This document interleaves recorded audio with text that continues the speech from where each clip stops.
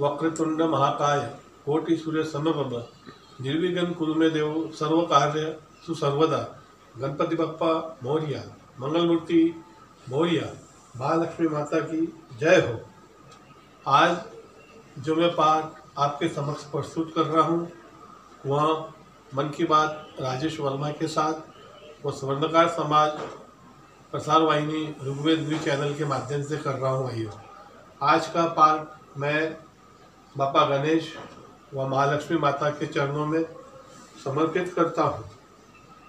बुराई का रास्ता बर्बादी की ओर जाता है, इसका इतिहास गवाह है।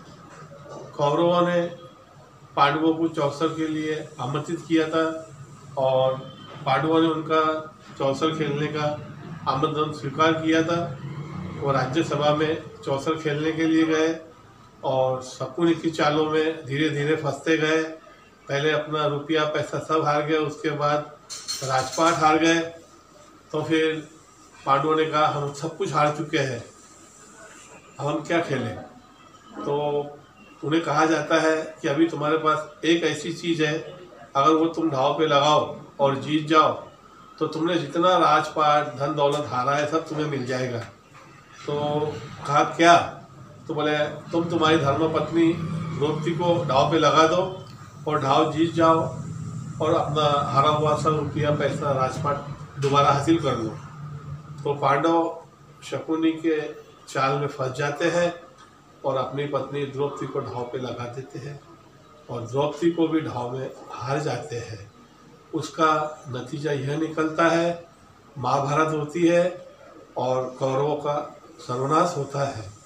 दशानन, लंकेश, लंकापति, त्रिकाल विजयी, जिसका तीनों राज्य में अपना राज्य था, बोलबाला था, आकाश पाताल भूमि हर जगह उसका राज्य था, मगर उसके दिल में एक कूटनीति आई, गलत रास्ता आया। उसने भिक्षु का रूप धारण किया और माँ सीता का हरण किया।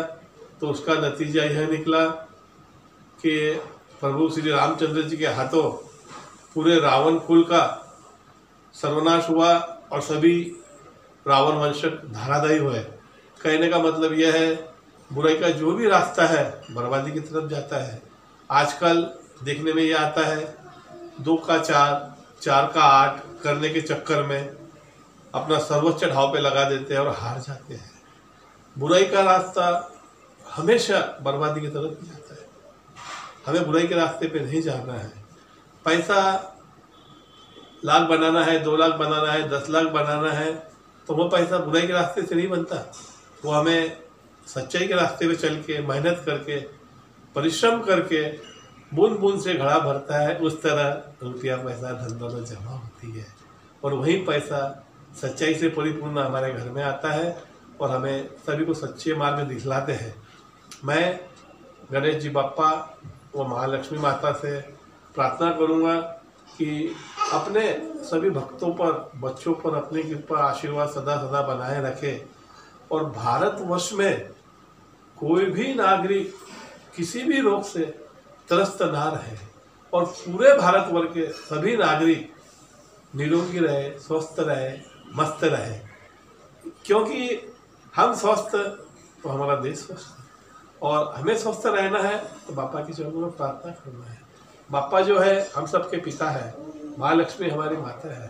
माता पिता सदैव बच्चों का ध्यान रखते हैं और मैं बापा और महालक्ष्मी से नम्रतापूर्वक, प्रेम पूर्वक, श्रद्धापूर्वक यही विनंती करता हूँ, भारतवर्ष के अपने सभी बच्चों पर, भक्तों पर अपनी कृपा आशीर्वाद सदा बनाए रखे और सभी को सत्मार्ग पे लेके जाए और हमारे भारतवर्ष को, भारत देश को सुदृढ़, शक्तिशाली, समृद्धि प्रधान वो भारतवर्ष के सभी के घरों में खुशियाँ, आनंद सदैव रहे और दुख और गम किसी के पास ना आए।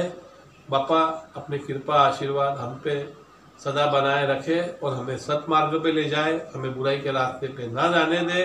आप हमारे पिता हो और हर बच्चा पिता के ही सानिध्य में रहना पसंद करता है और आप हमारे पिता हो, आप हमें जैसा मार्गदर्शन दिखाओगे हम उसी रास्ते पे चलेंगे।